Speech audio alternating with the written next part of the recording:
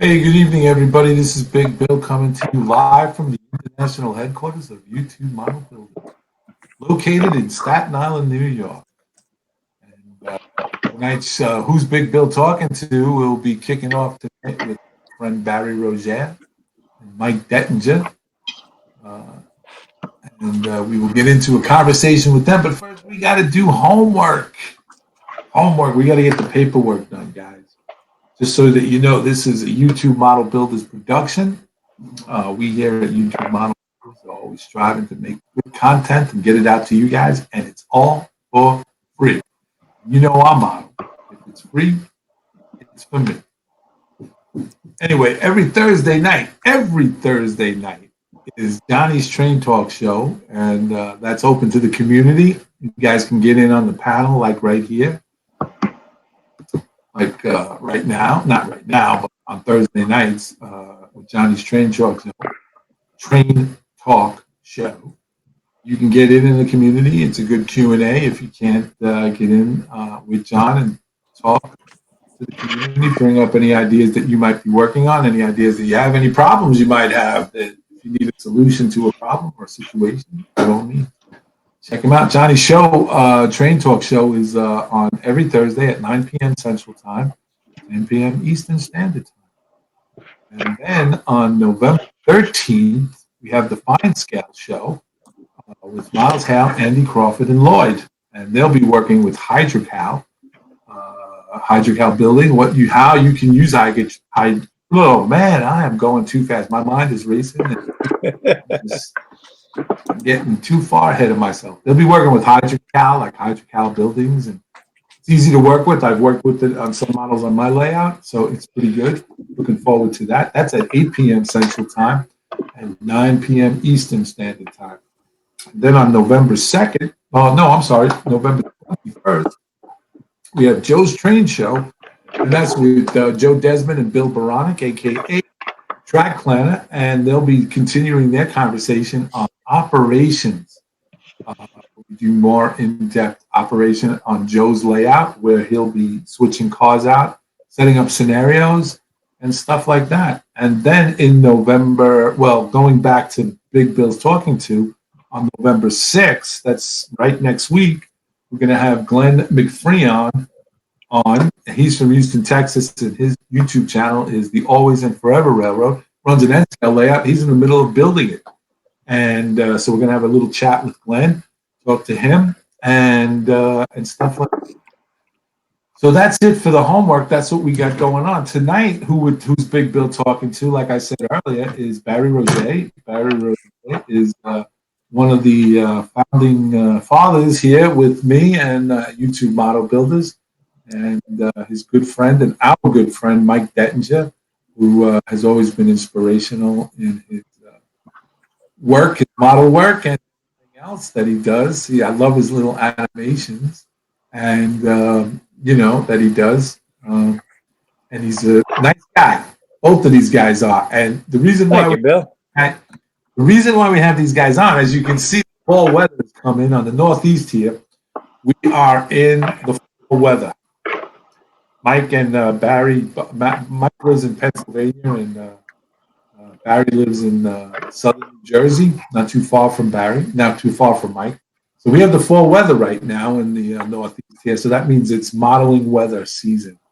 And also, why we brought these two gentlemen on is these two gentlemen have had the distinct pleasure of taking over Miles Hale and Fran Hale, who have taken a retirement, would we say? Semi-retirement, Bill. Yeah, semi-retirement, not retired from model railroading. Yeah, I mean, Miles and Fran, they're still active modeling. They just don't want to have all the headaches of putting a show together. So they said, Barry and Mike, can you do it? I'm like, yeah, sure, why not? Yeah, we've been working on this. Go wrong, right, Barry? Exactly. We started planning this transition with them a few years ago. So they're still involved with us. They'll be doing clinics for us and stuff as other clinicians are. And assisting us a little in the background, but the majority of the planning is Mike and myself. Well, they'll be doing the Amherst show up in Amherst, Massachusetts this year. January, I believe, 20. I think it's 24th and 25th for the pre-show clinics, and 26, 27 for the train show on Saturday and Sunday. Right. I just know it's Pro Bowl weekend and nobody watches the Pro Bowl, so it's a perfect Yeah, time to exactly. go to the Well, there's train no reason for anybody not to go up there. But exactly. Amherst show has always been a success, and I've had the opportunity to go up to Miles Clinic up at the Amherst, and it was done very well, and I don't expect anything less from Barry and Mike. So, what do you guys got planned? Can you give us a little sneak preview?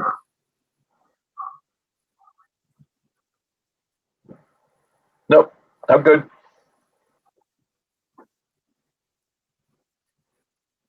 Well, let's keep an eye on that, guys. Make sure we're not making any background noise. Yep. Oh, Bill, you asked me a question, all right? And I just blew you off. No. My question was, what are you guys planning? And can you give us a sneak? Oh, we would love to let you in on our little secret. Definitely. Okay. And I mean, it's a little secret, Bill. It's N scale. That's our secret. We're doing T-track modules. Yep. So we're basically, if you're not familiar with T-track, the whole idea is you get a module. It's about 1 square foot. It's about 12 inches by 12 inches. And the whole plan is the students, if they want to do this, they get a module. I'll build the module for them. I'll put the track on the module, right? And then they go through the process of building buildings and doing the scenery of the module. And when all's said and done, after 2 days, they'll have a show-ready module that they can bring to the show on Saturday and display Saturday and Sunday. And there'll be trains running on those modules. It's pretty exciting. Yep. I have to say, that's a unique and innovative. That really is. Yeah, it seems to be a growing segment in N scale is doing T-track. It's kind of taken off like Fremo has in the HO world and such. Right. And actually, the national, it's taken off more. I mean, yeah, I think a lot of the new participants in the hobby are looking to T-track instead of the old basement empire. It's more of a social phenomenon, Bill, because I mean, just the fact that you have just a small little section of layout, but you go and you meet with your friends, you put them all together, and you can all run trains. In fact, actually, for people who don't do N scale, that's not a deterrent for T-track. No. Because, well, two reasons. T-track is really scale agnostic. All right, so you can do any scale in T-track. It's just a tabletop module. But if you do in the U.S., T-track's kind of synonymous with N right now. So, Bear and I are going to work on changing that perception. Yeah. But right now, we just have to run with the fact that most people think of it as N scale phenomena, and that's fine. So if anybody wants to jump scales just to have a T-track module, it's just a small foot by foot. I mean, if you want to change scales for like maybe a couple days for, go to a T-track show, meet new people, all types of people. The demographic for a T-track club is much different than any other railroad club. You'll see, basically it's a 50-50 mix of men and women. Right. And children, yeah. and anything goes. Basically, you have that little 12 by 12 piece of real estate, and you could put a Godzilla on it. If you want Godzilla, you want something that's fine scale, you go fine scale. You want Plasticville, you go Plasticville. You want Lego, you go Lego. It doesn't matter. It's your personal thing, and really, there's no standards, per se, except for the placement, size of the module and the placement of the track. Other than that, everything's fair game. Yeah, and as a matter of fact, I'm a member of several T-track groups on Facebook, and one that's really getting a lot of service from its members and such is T-Track Z, which is they've kind of splintered off a little bit from the T-Track main webpage because they're trying to focus strictly on N scale now. But the Z Gauge group has picked up their own website now. They have their own Facebook page, their own standards rules, and it's getting quite popular on Facebook. And they're planning meetups all across the country. And the National Train Show was the world's largest N-scale T-Track setup this year. So and they're planning an even bigger one for next year. Where was it? At the National Train Show in Kansas City. In Kansas City. Oh, okay. Yeah. Okay. Michael Lambertino asks, "What's T-Track?" T-Track. It's easy. It's a modular standard. It's like N-Track or Fremo, but it's called T-Track. You know, T-TRAK, and it's, like I said, scale agnostic. Although in the U.S. it's mostly N scale. It uses Kato Unitrack, and the exciting part about it that really most people like is the fact that they don't have to deal with legs. Like with N-Track, you build a 2x4 module, and you have to have legs, and they have to have levelers and stuff like that. Yeah. With T-Track, it sits on top of the table, and what happens is that the track just sticks over the edge of the module about 1 millimeter. And that's how the track mates. And they use a sectional track like Kato Unitrack, where it has a positive lock rail joint / connector. And you just basically push all the modules together. It has a good electrical characteristic. And, you know, basically it's a modular system, and it's just a lower entry cost. You make your own modules, you know, you have a lot of fun with it. So, yeah, let me find a website for us here, and I'll let everybody know. So basically what you're saying is that I can build a 12?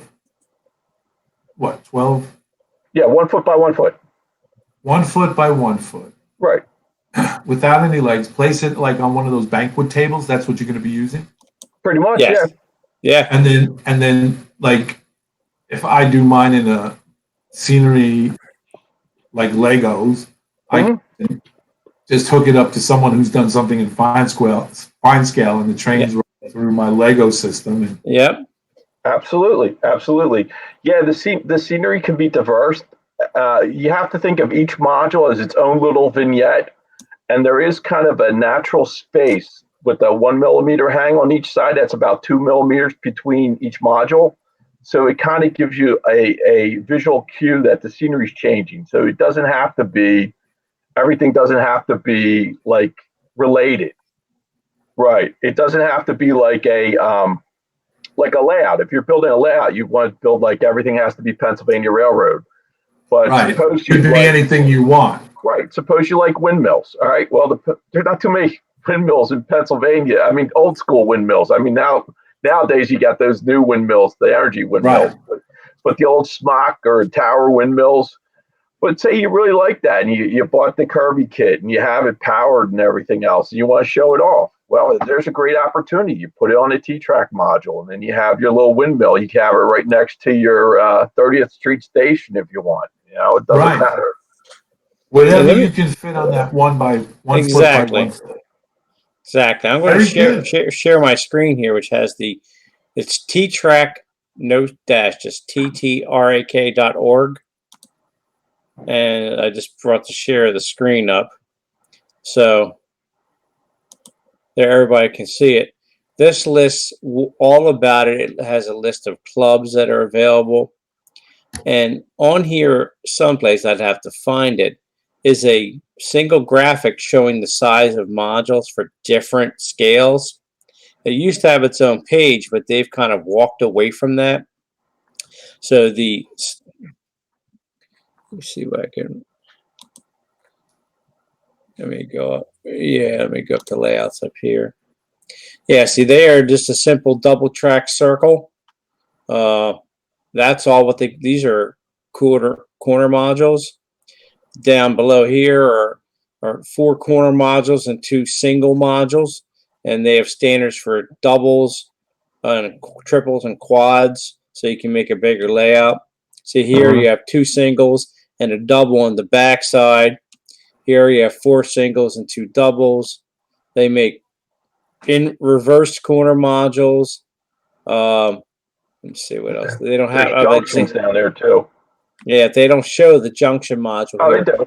Those last two have them. Oh, that's right. That's what this is for. So you could put one of these here and one of these there, and then make a T-shaped layout if you want. And Mike has something. Well, yours is about like something like this, but a little bit smaller, like maybe one module, one single shorter, and we can have it set up on the tabletop and running in like 15 minutes. And it fits in the trunk of his car. Yeah, I have basically 2 end caps, a single, a double, and a triple. And that's pretty much the size of that layout right in the middle there. Right so here. It's roughly, so it's roughly about 3 feet wide, and we're talking about 8 feet long. So actually it's less than 3 feet wide. It's about 30 inches, right? So it fits comfortably on a 30-inch by 8-foot table. I mean, that's what the whole modules are designed for. And, they sit side by side. And like Barry said, 15 minutes, get it all plugged in, and trains are running. Dwight of Northern Star Railroad Line, Dwight asks, can you do operations on T-Track or just train around? All right. Well, basically right now, what you're seeing here are just the basic modules, but you can add switches in there. The only thing that's written in stone is the double track main for the main standard. And even that's not written in stone, but for interoperability, you need the 2 tracks. The tracks are spaced 33 millimeters apart. So if you want to add a 3rd track or a 4th track, you certainly can at those intervals. Those intervals are chosen, and they're N scale intervals. For different scales, it would be different. But for N scale, we'll just talk N scale now, just to make it simple. You can add switch tracks into the main. That's perfectly fine. The only hard fast rule is that you have interfaces, the Kato Unitrack interface there too. In fact, actually, if you want a hand laid track on your module, you can if you want to go that route. But the important thing is that as long as that track's there, everything's fair game. So you can add switch tracks, you can add that. I'm actually working on, get this, Barry will love this too. It's a model of horseshoe curve that's on an end cap.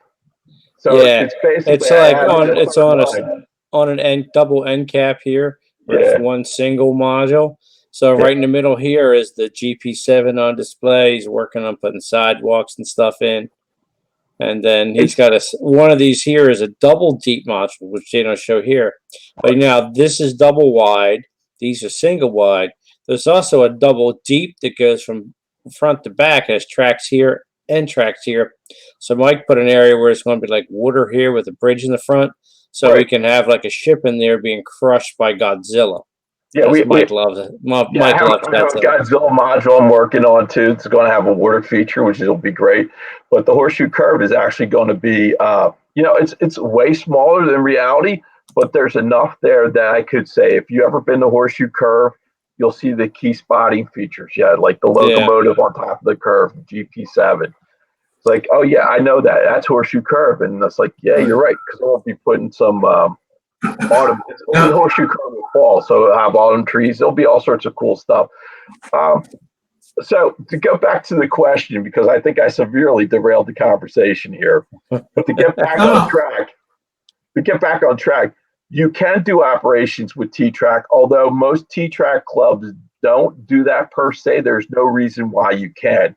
And in fact, I think what I want to do is challenge all our operation guys and our operation designers to look at T-Track modules and the different pieces they have and see if we can bring operations into the fold with T-Track. There's no reason why you can't. Like I said, here, this is a single module. And like it says, it's approximately 12 1/8 inches. So this is now 2 foot, and this is a triple. So that's 3 foot. So in N scale, you could put a switch off the end here and put stub tracks out. And like Mike said, as long as you have a piece of Kato unijoiner here to connect the next module, you can lay this with flex track. and you can make this as come out here with the track instead of at the specified edge, as long as you have a mating module on the other side that has one at the specified edge. And then that means these two modules of yours would have to connect to each other and nobody else's. But if you keep the standard on one end of each module and you can connect them in the middle, you can do whatever you want on one of these modules. Oh yeah. So, But even the single though, the single you can put a Kato number 4 switch on that. That will fit on a single module. Yeah. So you could actually have it come in 2 tracks coming in and 3 tracks going out on just a single. Yeah. So, I'm sorry, let Bill. me ask you a question. Is this going to replace the clinic? Are you guys still going to have clinics? No, absolutely. It's going to enhance the clinic, right? Because we're still going to have HO kits and materials for everybody. So we're still going to go through the scenery and all the good stuff that people love at the clinic. So we're going to learn new techniques, and I've got a bunch of new vendors lined up to. I have Hot Wire Foam Factory. They're going to talk about foam, carving up foam. I have ESU, who's new. They're going to show off their decoders. Of course, we have TCS. We have Iwata. We have Soundtracks. Mike Baker from Nick and Nora is going to talk about that. His Craftsman kits. And we have, like I said, we're going to have some of our favorites. We're going to have new people here. And T-Track is just one way we thought, for the clinic, we give them a piece of gator foam and that's like all well and good. But what do you do with the gator foam? Some people leave them behind. Some people say, I'm trying to place in my layout for it. Doesn't work. But if you give them a T-Track module, there's something that's actually theirs and they can use it right away. They can use it. It's more useful, I think. It's more utilitarian. Right. That's why we want to offer this to end scalers. And we want to see how this program works and see if people like that whole idea. And what we're trying to do is gear the clinics and set them up so we do like the landforms first. And then we do some scenery and we build some buildings. And we're going to do a water feature. So some of the T-Track modules will be set up for a water feature. So we'll have those guys in there. And the people who want to come in and learn about water features who don't want to do T-Track, we have materials for them as well so they can learn. So everybody still gets to choose what they want to do. They just have an opportunity to take what they have on this blank canvas called a T-Track module, and they can take it home with them when they're done, and then they could go right to a club and use it right away. Right. Yeah, so like the structure clinics we have planned for HO scale, we're going to be giving people gator foam bases to build their structure on, and then they can add scenery so they walk away with a little mini diorama that they could find a spot in the layout, cut a hole, and drop the building in and blend in their scenery. So we have a wood kit we're going to plan to do, plastic. We have a nice custom wood bait shop and dock we're going to do for the water feature on the T-Track module, and I'm going to do the same thing in the same clinic on a standalone board for HO people, and that'll all, you'll prep the previous clinic, you'll do your landforms and such, and the next clinic we'll do the building, and then we'll do water and weathering. So it's kind of like a series of tracks we're calling a build a scene and T-Track modules. So the build a scene, you will take home a small scene that you can plant into your layout rather than just like, this is a random rock outcropping. We've done grass, we've done trees, and where can I stick that into my existing scenery? But a building that's on a base, you can put that almost anywhere in your layout if you have room for it. And that way you can just go and blend in the scenery, like I said, and then it's now part of your layout. So, well, first and foremost, Indian Head Valley Railroad. Good evening, Bill. Hey, Wilma, how are you tonight? Curtis from CNL Line says, can't wait to see how this works. Michael Lambertino says, I'm confused about this. The table you use, you could explain that a little more. Is there, I think I understand he's having a hard time conceptualizing, and I can understand where he's coming from. Like, yeah. or is Oh, this going to be? the table's a table. It's a No, standard folding I know table. that. I know that. But usually, when you, when you talk, most of us are all indoctrinated into, if I'm going to build a module, I'm building a module, Right. and it's going to be certain square foot. It's going to be 1 foot by 1 foot. And it's going to have legs, and we're going to level it, and then it's going to have connectors, wire connectors. You're saying something entirely different. Right. Well, sort of. Yeah. Yep. What we're saying with the T-Track module is the connectors that join the rail joiners, they serve two purposes. If you ever look at Kato Unitrack, and it's really worth looking at Kato Unitrack too in all scales, because the rail joiner, it has two pieces. It has the metal piece, the clip that we're all used to, and there's a plastic piece that holds the tracks together. So the track sections, it's all integrated roadbed. So that's how the power gets from module to module. You only really need to have a tap in like every fifth module. Okay. So that requirement of, plugging the modules together, it's very relaxed with T-Track. Now with the T-Track module, if you look at the spec, each module is about 2.5 inches tall. And the spec says that module has to go between 2.5 inches and 4 inches. So you do need to put leveler feet on the modules themselves, right? But that's really not that big of a deal. In fact, actually, let me go grab a module. I got one on the other side of the basement. Yeah, that's a good idea. So you can see a real module. The picture I'm sharing here is showing a set of modules that are connected, and as you can see, they're sitting on top of a standard folding conference table. Yeah, regular folding table you can buy at Walmart or whatever. So you literally set up your tables, and a single 8-foot table, like I said, sets up Mike's little demonstration layout, and it's a 30-inch wide 8-foot table. 6 singles and 2 end caps, or basically to make a complete circle. But this is basically what you get here. It's a little bit bigger than 12 inches, but this is the way it would sit. The track would be up here. And there's your little levelers. They're just simply T-nuts and bolts. And what happens, they just sit on the table once they're leveled, and you just plug into the module. They're two neighbors, and they stay put. And you're bringing how many of those? I will bring 40 of those. Oh. I'm crazy. I'm crazy building right now. I have about 30 built already. I'm on a building spree. Okay. So I have 30 built in various stages of construction right now, but the plan is to bring 40 modules with us. We're going to do 20 modules that are just regular straight singles, which would be just for land-based modules, the traditional railroad sceneries, if you will. And then 20 modules, let me grab one of these other ones as well. 20 modules will be with a little stair step for the water feature. So I'll show you one of those real quick.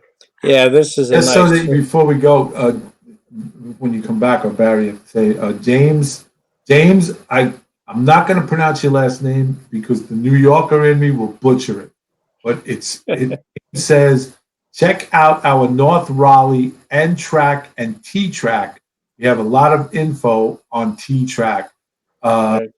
James, if you could give us if you could type in a website where you guys are, I'd be more than happy to translate it and to shout it out there onto the thing. So this way everybody in the community can get it. James says that they have their North Raleigh N-Track and T-Track, and we have a lot of info on the T-Track. And Michael says, okay, I see.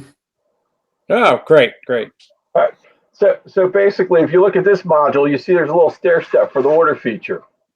Right. So it's the same dimensions. The track would go here. Then there would be some land-based scenery. Then the little dock and the bait shed would be here. And if we really get both vicious, we're going to build a boat, put it in the water. Yeah, it's more like a skiff or something like that. So we're trying to source something for that right now, or else have someone that we know a few people that make wooden boat kits, and we're going to see if they can doodle this one out in N scale. Because I know I can buy the HO ones, but we need a few. We need about 20 N scale ones. Right. So now I come to the clinic. take this, and I sign up for this T-Track thing. I build my own little thing. I take that home with me. Yep. Wow. It's all yours. It's a Yep. souvenir of your visit, Bill. You guys are really on this one. You guys are breaking the glass ceiling. That's what we do, man. That's what we do. Yep. We just take that ball and we're just going to run right for that end zone. Yep. We like to, me and Mike, as you all well know, we like to do things a little differently than other people. And as a matter of fact, we talked about doing something like this, and the society approached us about doing the T-Track clinic. So, and they providing a space to set up the layout. So we'll be bringing, yeah. So, like Mike said earlier, when everybody's done, because they, as you know well, Bill, they will get a 2-day pass to the show. So when they're done Friday night, bring the module to the show and plug it in, and then their module will be on display for everybody to see. That's the thing. They don't even have to come Friday night. They can come Saturday morning. They can leave early. They can take their module with them because T-Track is so flexible. We can add, you only have to add modules 2 at a time in order to make it work. And it's just a matter of minutes to just say, all right, stop the trains, pop out the end cap, move it back a little bit, pop in 2 modules, pop out 2 modules. But we really want people to get the whole T-Track experience from you know, the getting the modules in their hands to doing some design elements to doing the scenery to actually taking it to the show. In fact, that's what we're going to do Friday. We're just going to say, take those modules back to your room with you and then come in Saturday. We don't want to see you till Saturday. And then we'll just pop them on the table and we'll get some trains running. So this Amherst show, okay, let's get down to the bottom line, which is money.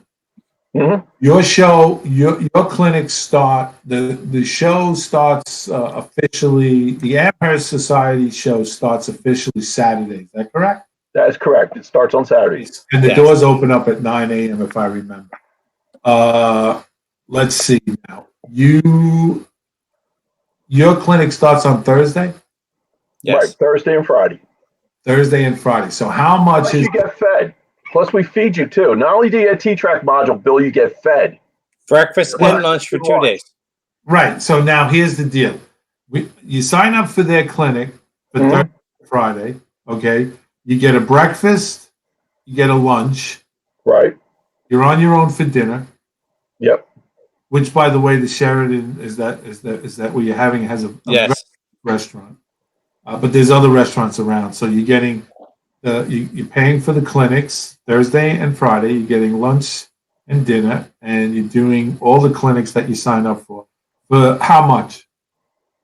Dude, I'll tell you what. If it was just me, all right, this price would be just for like me, okay, or Barry. Not even me and Barry together. It's so cheap. It's ridiculous. You get a T-Track module. You get 2 dinners. I mean, not 2 dinners. 2 breakfasts. 2 lunches, all for under $100.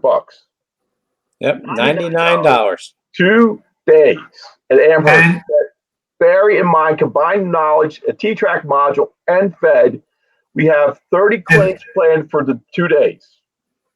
Okay, and you also get a pass to enter into the show for under $100. Yes. Under $100. Okay, let's see if I got this straight now. For under $100, you get the clinics Thursday and Friday, breakfast, lunch, your fantastic company, of course, obviously, and the knowledge of the others that are going to be part of that. Yes. Mm-hmm. Okay. And for like $99, plus you throw in a pass for the Amherst show for Saturday and Sunday, which is what? It's a $25. I think it's $25. Yes. Yeah, so if you were going, that's $25 that you save off for 100. That's $75. That's still a great deal. Yep. Oh yeah, definitely still a great deal. And plus, you get the T-Track modular, to which you'll be part of. Actually, you will be part of the Amherst Society show because you'll be seeing it out there, so you could actually. You'll be sitting behind the table instead of in front of the table, and people will be asking you, not you, but whatever section you built, and you can say, "Hey, I did this." Yep. If Northern Stars Railroad Line asks, "How are you going to take that on an airplane?" Well, see, that's always the issue. Well, Yeah, very carefully, John yeah, says. exactly. Very carefully. But I have an idea. I have a solution to this. If it's a 1 foot by 1 foot module, Yeah. depending on what you do, knowing that if you're traveling by plane to get to and from Amherst to your destination and back home again, it would make sense that you wouldn't make it a permanent where you could take it off, box it, and ship it to yourself. Exactly. You could take the module as it is, put the feet all the way into the bottom. So now it's only 2.5 inches tall. Get a flat box, stick it in, pad the edges, tape it up, ship it to yourself. They're not terribly heavy or anything. So No, they're not very heavy at all. James gave me a website for his North Raleigh. Oh, great. Raleigh N-Track and T-Track. He gave it to me. It's listen up now, nrmrc.org. That's N as in Nancy, R as in Ralph, M as in Mary, R as in Richard, C as in Charlie.org. nrmrc.org for any additional information that you need. Indian Head Railroad says that's awesome. JT1, hello JT. That's really a good deal. And anybody who's not been to, look at, we put it right up. Look at. Yeah, very nice. Hey, I'm old hat at this, Bill. That's why we miss you, Barry, here at YouTube Model Builders. Well, eventually, after Amherst is settled down, I'm sure me and Start Mike to finish coatings and sometime. start to finish coatings. Hello, a bit late, no problem. Better late than never, brother. Good to have you aboard. This is welcome to the website of the North Raleigh Model Railroad Club. We invite you to use the site to learn more about the club. I hate guys when you use these big words. For you. Come on, we know the one big word you know. Delicatessen. Delicatessen. I just learned another big word. Pharmacy. What's that? Pharmacy. Oh, yes, that's right. You did know pharmacy. Yes, you did. Pharmacy. There you go. So there you go, guys. So this show is going to be archived, so you can go back to it if you missed what I said. The nrmrc.org would be more than like. Oh, James. Hey, I was too quick on the draw there.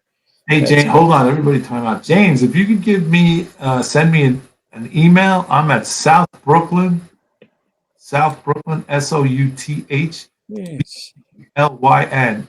@gmail.com. You can send me an email with your name and email on. I'd like to talk to you about getting on this show with us. Okay, if that's possible, brother, I'd like to. Yeah. I do not see any pictures on here, folks, that I can show you of any of the modules. So it's all, specs and standards. Michael Lambertino wants to know, could they be made from foam? Sure, why not? Yeah. I mean, the only thing you would need is you wouldn't even need, like, we use 2x2s in the corners for the corner bracing in the legs. I've seen little plywood gussets used too. You could use plywood gussets, or I also saw someone who basically used a piece of plastic, and they put the T-nut, they drilled a hole in the plastic, put the T-nut through there, and then glued the plastic piece to the foam so that the leveler feet would stay put. But absolutely, I mean, foam is dimensionally sound as long as the track stays pretty much at the level it needs to be, and you can adjust it between 2.5 and 4. There's absolutely no reason why you can't. And in fact, it gives you a leg up on doing like valley scenery. If you wanted to do like valleys and stuff like that, you wouldn't have to worry about the rigid wooden side frames. Yeah, he's got a good point. James of the North Raleigh T-Track thing says that John Wallace happens to be the president of N-Track. We want to get that out there. Johnny Wallace. Yeah. And the other thing about using the foam is I wouldn't recommend using foam core board, but I would definitely recommend using gator foam because you can use quarter-inch or even half-inch gator foam to make the modules that would weigh next to nothing. And gator foam is much more dimensionally stable than foam board is, and it's also waterproof. So I would definitely recommend using gator foam for that. Well, I would say to the community out there, and most of the guys I'm seeing on the Q&A have been to Amherst. For those who have not been to Amherst Society Model Railroad the weekend, it's kind of like a big deal. It's the kickoff for the new year. They hold it in January. And all the money that they collect from the gate goes to the community, community activities. And stuff like that. But I have to say that anybody who's not been to Amherst and you're deciding to go this year, a couple of things: comfortable shoes, Mm-hmm. shoes, no tight clothing, loose, and bring a lot of cash. Yeah. And if you have an open credit card, unlimited funds, that too. And I want to explain this to you that the buildings that this is a train show, guys, that is definitely on steroids. Oh, yeah. It's on steroids. There's 5 large buildings. That's 4, Bill. 4, Bill? 4. In these 4 buildings, they actually hold other venues at other times, like livestock shows, animal livestock. Mm-hmm. Where they actually sell, or they're showing horses or bulls. That's how big these buildings are. Yeah. Okay. So you travel from one building to another building, and every conceivable train manufacturer, person, thing, whatever, is in these buildings. And the best and the good thing is anything that you want to purchase or guide, they have it there. But the other thing is that a lot of the manufacturers and a lot of publications go there. So you got Model Railroad magazine is there, and Model Railroad Craftsman. You got Joe Fugate shows up, and Miles Hale obviously is there, and he's doing clinics there, and you got a lot of well-known people in the hobby who are approachable. You got. Who you got? Ralph Renzetti, aka Mudfather, here with that last year, along with Lionel Strand. And Lionel Strand is very approachable. You usually see him around, hanging around, and everybody. It's like there's one big community of model railroaders in every scale and every. Yeah, it's more than you can possibly imagine. My advice, I mean, if you're going to go and do this and spend the coin to travel there, if you're not from the Northeast, I would say this would be your best buck. Why? Because it's well-rounded. You get the 2 days of the clinic.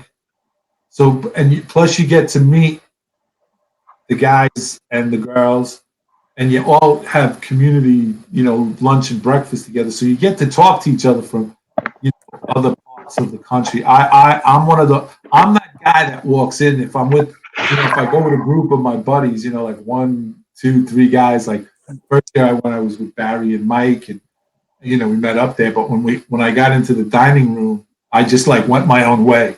And I sat at the table with I always sat at a table with complete strangers and literally introduced myself to everybody and said, "Hey, I'm Bill Graham, and where you from?" And what. Because it's always nice to meet other people and other guys and other women and see what's going on in the hobby that they're doing. And you'd be surprised. There's a lot of women that come up here that do and they're pretty good. They're very good, in fact. I'm not trying to sound sexist, so don't be sending letters and emails. They're on their way. They already hit send, Bill. But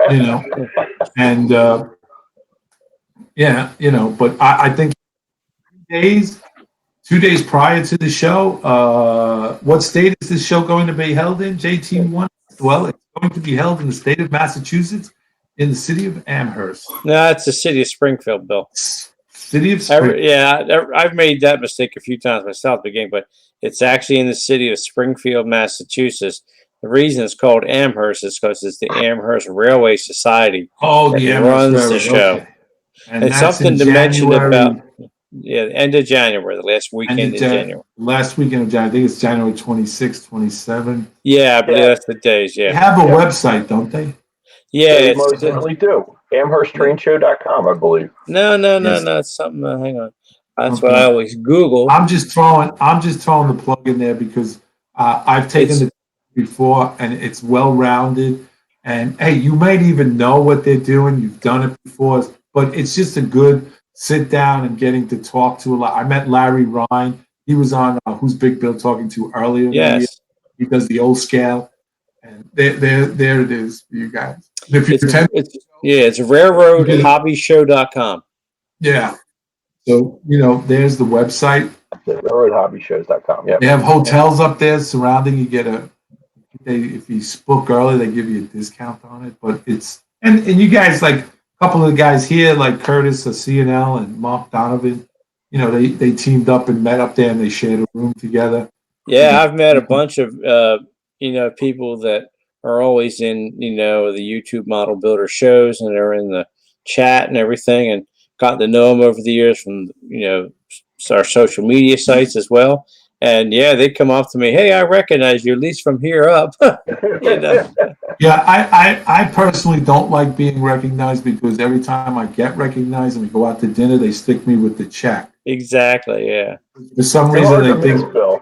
Yeah, I well, want to I know. Well, it's the reason why they call me Big Bill, but it just assumes that because I'm on YouTube Model Builders, that I got cash and exactly. you know. There's a number I'm going to throw out at you here, Bill. Now you've been there, so you appreciate the scope and grandeur of the show. Between the four buildings, there is approximately 750,000 square feet of model train stuff. Say no I mean, more. that's an enormous number.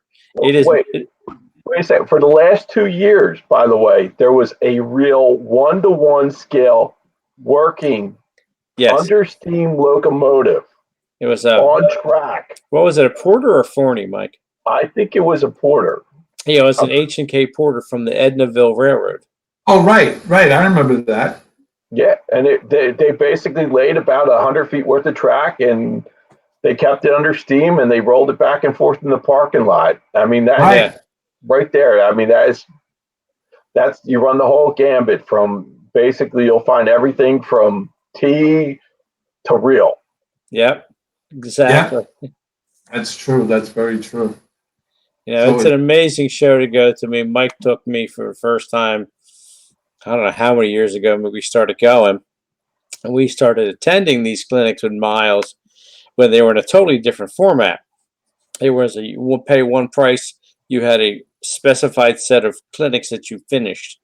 And we walked out the first time we did it was the bachelor's program was called. We walked out with about an 18-inch square foam module with we did a scratch built bridge, we did a laser cut wood kit, a plastic building, we did all the scenery, laid track, painted a backdrop for it with airbrushes and such. And the next year they changed to the master's clinic, and then they started offering lighter versions of that for free. And then after that, they shrunk everything down to the fee we see now. But now we have much better clinics going, and we attended for a year or two. And then Miles asked Mike and I to start teaching. And then a couple of years after that, they introduced us to their Amherst Society members at a dinner and said, we want to start preparing you guys if you want to take this over going in the future. So, and that's where we're at today. Mike and I have done all the planning for this up to now. Miles and Fran have assisted us with any questions we had. They're putting together some of the material we need, especially for the clinics they're going to conduct. And we're going to work with them going forward. And everybody on Facebook, we now have a Model Railroading University MRU Facebook page that we're going to start posting on. So Miles and myself and Mike are going to be posted there. My wife's the page manager, so we're going to be getting postings rolling the next week or so. What's going on with the show? We have some examples of stuff we're going to put out there for the show, And I'll So take once pictures of my module stack, so you can see exactly, how many modules I built. yeah, exactly. And the nice thing is, it's only 6 hours for us to get up there compared to what Miles and Fran flying in from Kansas City. So Mhm. Mike and I can we don't have to bother piling up all this stuff and shipping it like they would. We're figuring we'll probably rent a van or something and put all this stuff in it and drive it up and drive it back. And we want to keep this going. I mean, since they really do want to retire and just teach and not manage this massive event. So, it's time for us to go ahead and start managing it for them. We've already discussed new clinic ideas for next year. So we like to run them for a couple of years and then retire them for a while and continue on with new stuff. So we're always trying to come up with new ideas, introduce new clinicians and such. So hopefully everybody will like what we're providing for them this year. Yeah, definitely. If you haven't been to the show, like Big Bill said, the best way to go is to basically sign up for the clinics. You'll learn more about model railroading. You'll meet new people. Fran likes to say it's like summer camp for model railroaders. Exactly. So Exactly you meet right. a lot of great people. You get friendships and stuff like that. Plus, you learn new techniques. Some things you think about things in a different way. You get fed. You got a T-track module or basically a little scenery A little that they mini show, diorama to take little home. diorama to take home with you if you want to. If you want to donate the T-track module to the society, I'm sure they'd be willing to do that. If you don't want to do the shipping thing on the airplane, that's totally fine too. But yeah, definitely for the extra price, I think it's well worth it because I mean there's so much value at that price Yes, point. I think so too. JT1 says 750 square feet. That's Yeah, crazy. it's mind-boggling, JT. It And really is. C&L, Curtis, C&L lines. Yep, from the time you get there to the end of the day, you're on the go. He's right about that. First time I went, I will tell you that I did not have the right shoes on, and I went home with blisters on my feet. To which the next day I had to go to my foot doctor for him to take care of my feet. Yep. Next year, Mhm. I learned my lesson. I got comfortable shoes, comfortable clothes, and I took my time. I wasn't in a Yeah. rush. I wasn't Yeah, Yeah. because you cannot see all of it. You can't. no, It's impossible. You Yeah. no. I Mike cannot and find a see. lot I. of people are overwhelmed the first time they go there, Bill. Right. So the best strategy is to get the program. And in fact, if you go to the clinic, you get the program early so you can look at it Friday. And you can pick like maybe 20 or 30 people, vendors or models or whatever you want to see, and you map it Yep. out. And it's like everything Right. else, the battle plan lasts for 5 minutes, but at least you have that plan and you Yeah. don't miss Exactly. something that you want to see. Yeah. Mike and I Exactly. started doing that because for a few years after we got done teaching clinics, we would go over and work with train control systems at their booth so they could get a chance and go and talk with other vendors, which has been good for them because now they're starting to OEM their decoders in a bunch of locomotives now from Atlas and such. So we've given them that relief. But when we were there, when we got a chance to take off, we had, a half hour. Okay, power shop time. Okay, get the list out. We're going to go to Malware, but we're going to Betting Liver Center, and it's all coded to the section in the building you're in. So if you get the That's map, correct. you get the vendor list, bing, bing, bing, and then you just hustle through. You know, That's it. I That's had it. take the when I was there, I always make my to the guys that have boots. Oh, James from the North Raleigh thing. He yeah. said he's from New Jersey and he does speak Brooklynese. Yo, my brother from a different mother. Amen, brother James is Bill. in the house, man. So anyway, but I always make it a point to go see like the guys who have boots themselves and are on YouTube. Like I'll go see Al Mayo. Yeah. Oh, Normally yeah. he's out there, so I just go see him because he does these Yeah, little. it's funny. The first time I ran into him, I was over by the MTH booth, looking at their new S scale stuff they were announcing. I hear this voice that said, "Tang, I know that voice." I turn around. There's big. Well, back then he was known as Big Al Mayo, not Right. King Al, man. Yeah, yeah. But yeah, I use I was also online at the Express scenery thing, and yeah. the guy behind me bumped into me, and I turned around, and he said, "Excuse me," and it was Tony Kessler. Yeah, Mike and I did the same thing one time. We You actually know, spent like a and half hour talking to him. right, and you know, for us model railroaders, you know, it's like it's like meeting the movie star. You know. Well, think about it. Almost, except for the last year or two, behind train control systems is where um, Atlantic Fine Scale Model sets up with Hal Reynolds and Bill Sator from Microluminaria, but also Dave Ferrari himself is there, the godfather of modern model railroad scenery.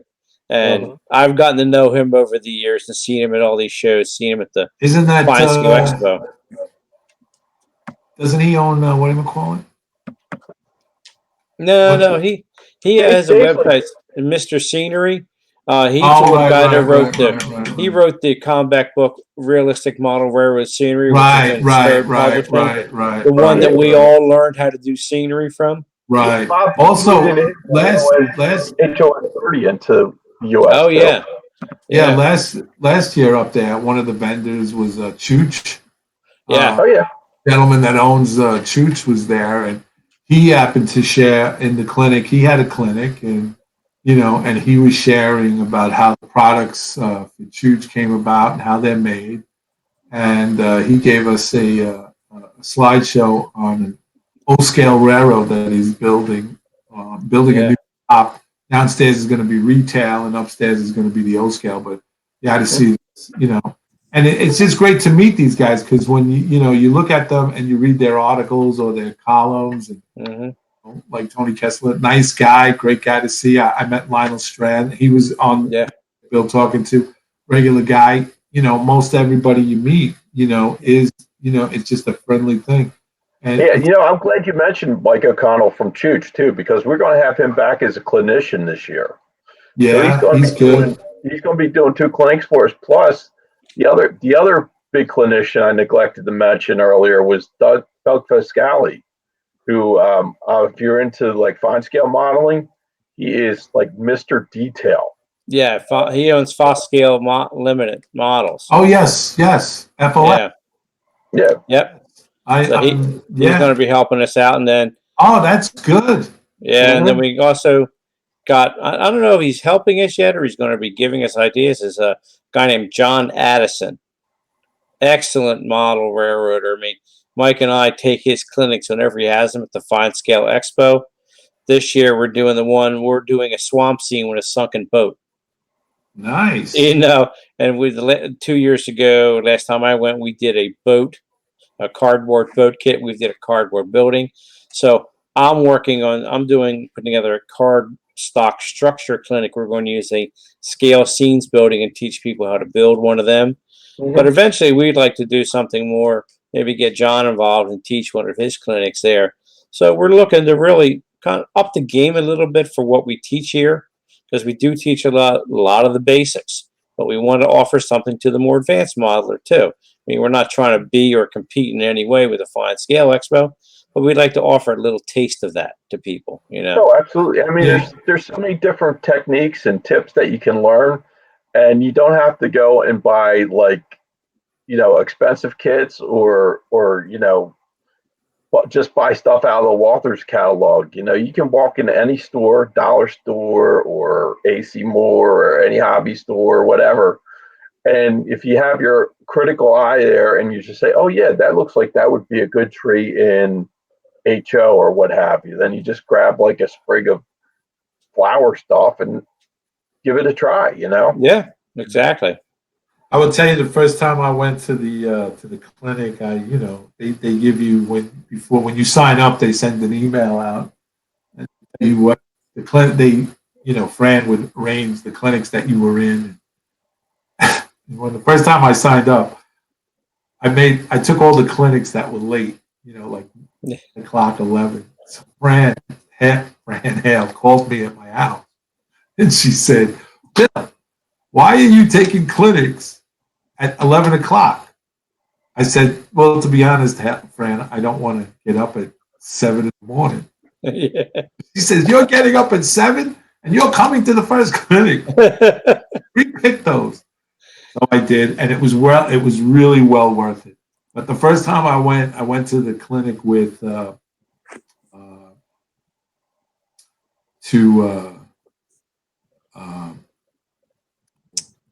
forget his name.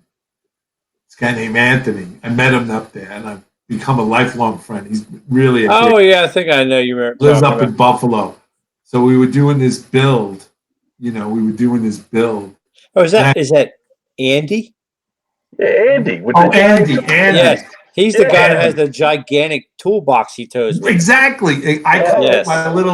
with my hefty bag, storage frozen bag with my tools in it, and he comes sitting down next to me, and he's got this custom made, It's like a Fat Max toolbox. yeah, I was gonna say, wooden it's bigger than a custom steamer truck. crafted that he built himself in his wood shop with sliding drawers, and he opens it up, and he's got a complete X-Acto knife set and airbrush with a portable air compressor in there. And I'm like, "Yo, dude, what are you trying to show off? What are you, like you're the kid at school that comes in with the cheesecake instead of Yeah, come on."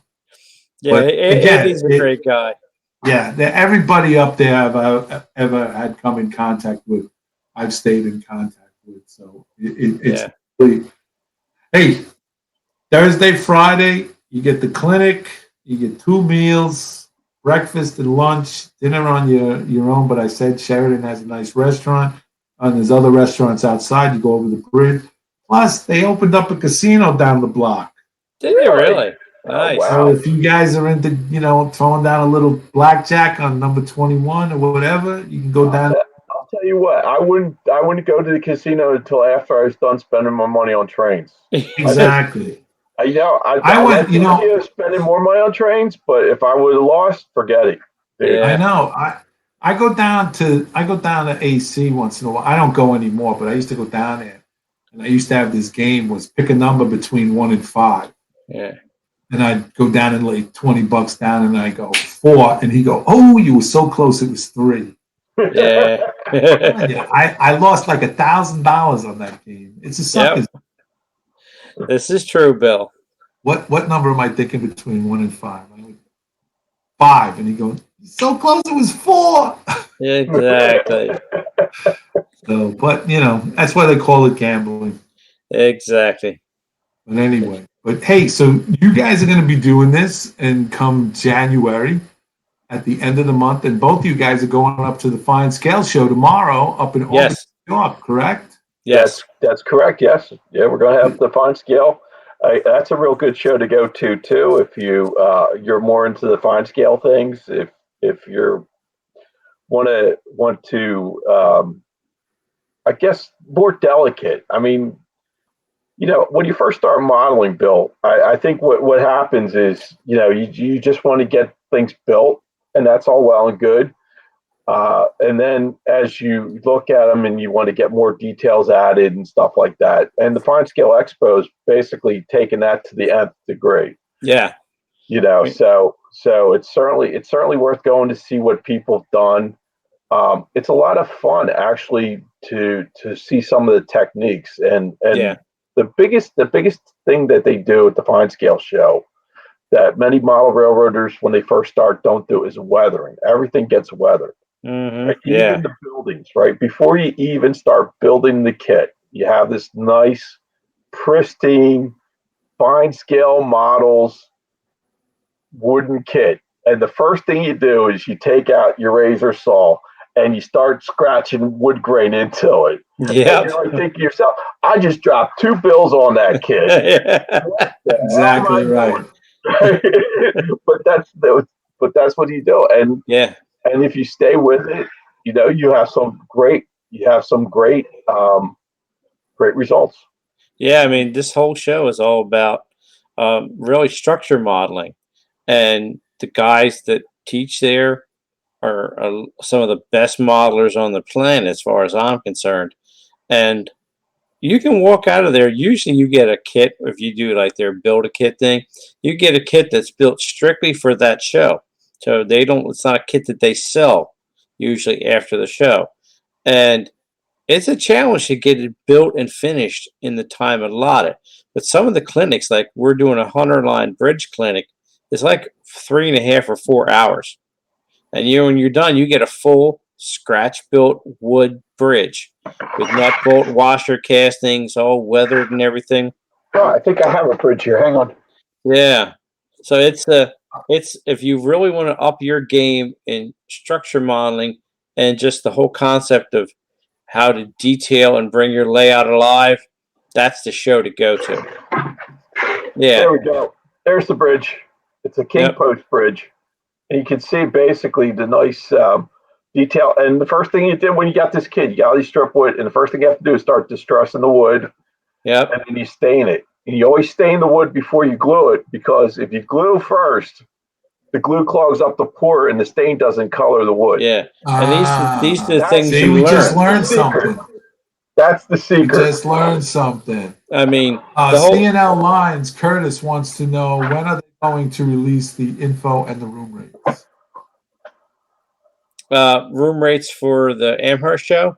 Yes. They don't offer us any special room rates that I'm aware of there. There may be deals. It would be through the Model Railroad Hobby Show website.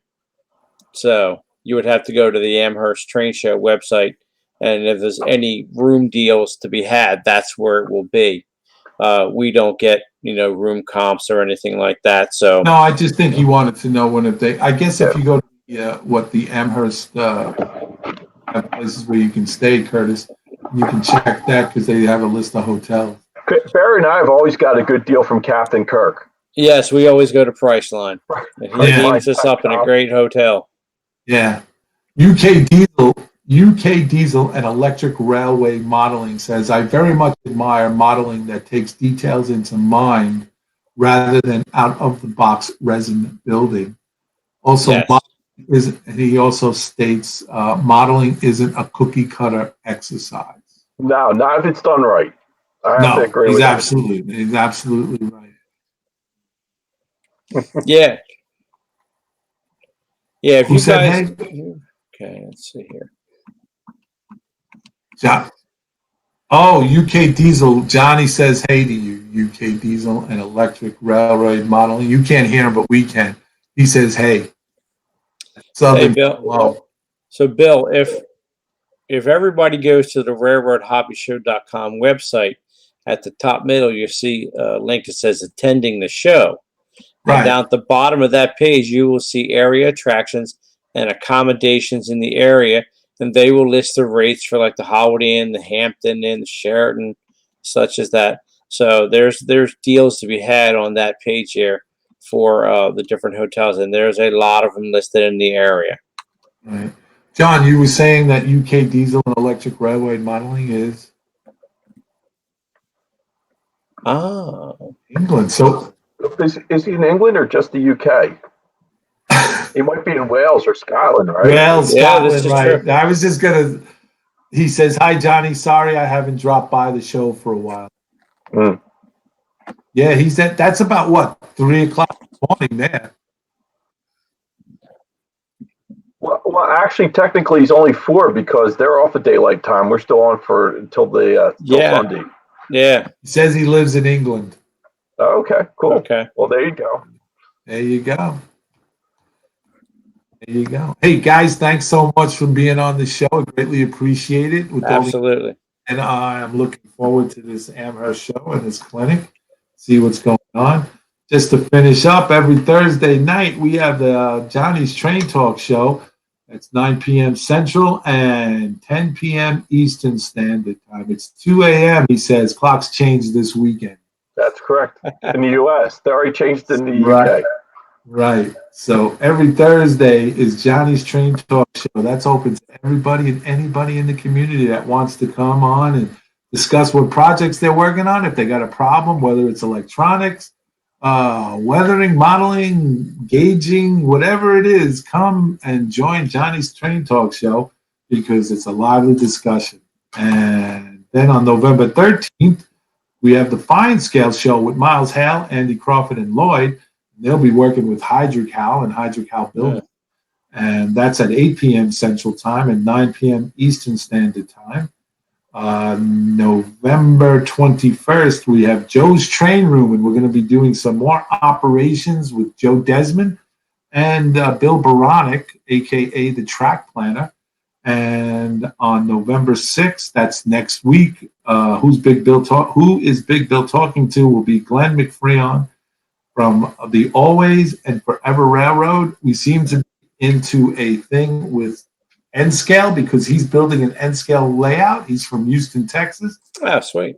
I saw him his YouTube channel. He's refreshing. He's new, and he's doing everything that's exciting. He's an everyday guy, so I wanted to get him on the show. And then in December, we're going to have Indian, let me see. I'm going to have Wilmer on. He's, let's see, Wilmer, I know I have your Indian. I got it right here, buddy. I can't remember everybody. Head Valley Railroad, Wilmer, outside near Pittsburgh. He's another guy. He's got a little different. He's got an HO scale railroad, but he does a little something different. I'm going to save that for December. I'll let you guys know what's going on. Two shout outs tonight. Two shout outs. One shout out to our brother Todd Walton, who just recently passed away last week. This show is dedicated to Todd and to his wife Kathy. Again, the whole community is aware of what happened, and sympathies have been pouring in, and condolences, and all our, to you, our prayers and condolences. And the second thing is out to my brother Brian, my kid brother. Today's his birthday. So happy birthday to my brother Brian. God bless you, brother. You were a ass when you were a kid, but I love you dearly. I love you. Me and my brother, we grew up together. Got a lot of stories we can tell. I love you. And one final note here, Bill. After we get back from the Fine Scale Expo, I'm planning to take a lot of pictures and stuff up there. So if you'd like to have me and Mike back at some time to do a little report on the Fine Scale Expo. Oh yeah, we'd love to do that. Yes, sure. We'll talk because take a lot of pictures up there and write a lot of notes. I expect a full report when you return. All righty. UK Diesel and Electric Railway Modeling says, hey guys, if you'd like fine scale modeling, you may wish to subscribe to my channel.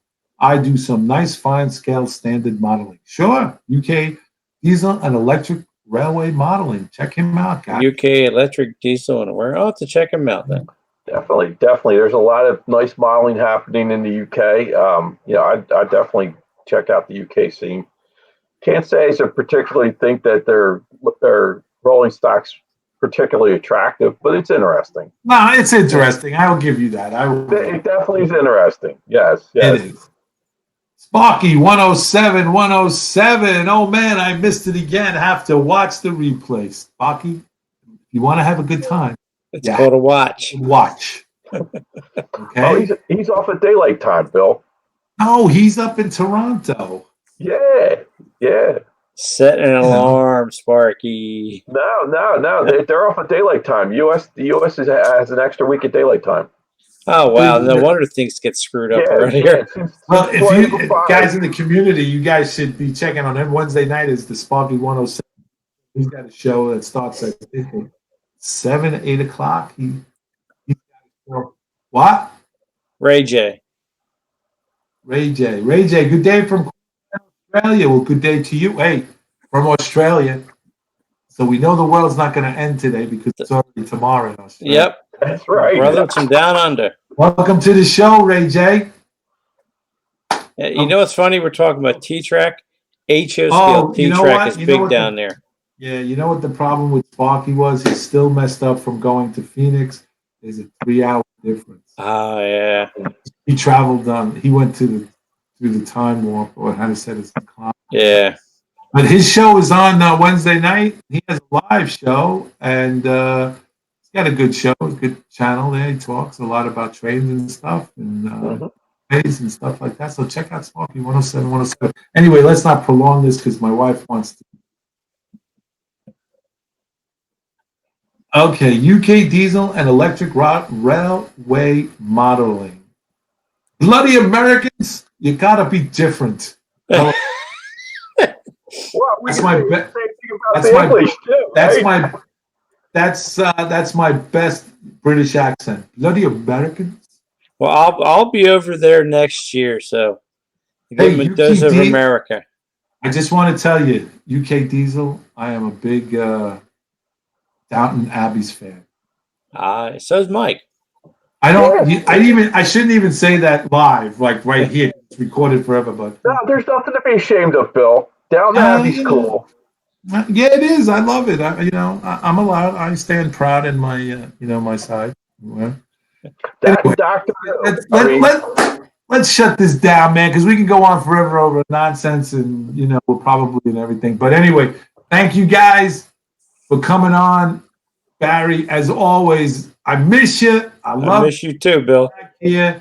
Mike Dettinger, the same thing. I miss man. Love you. We got to get you guys more on this thing. I know that you guys are, you're busy doing this Amherst thing, so it's spreading your time thin. But thank you so much for being a part of this. Absolutely. I have to give a big shout out to my man, Johnny Reb, who produces and directs this show. Without him, I'd look like a total idiot. I do anyway, but he makes me look really, really, really good. He does a great job behind the scenes, the technical end of it. So with that, Johnny, thank you so very, very much for doing this. He's the backbone of this. He's the little voice in our ears. Yeah, he is, and he does a great job. He's really attentive, and he does. So thank you again, Johnny. And thank you to the community for tuning in, because without you, we'd be speaking to dead air. We'd have no reason to do it. So goodbye from the international headquarters of YouTube Model Builders in Staten Island, New York, where it's always free. And if it's free, it's for me and it's for you guys. So take care. God bless. And we'll see you guys on the radio. Amen.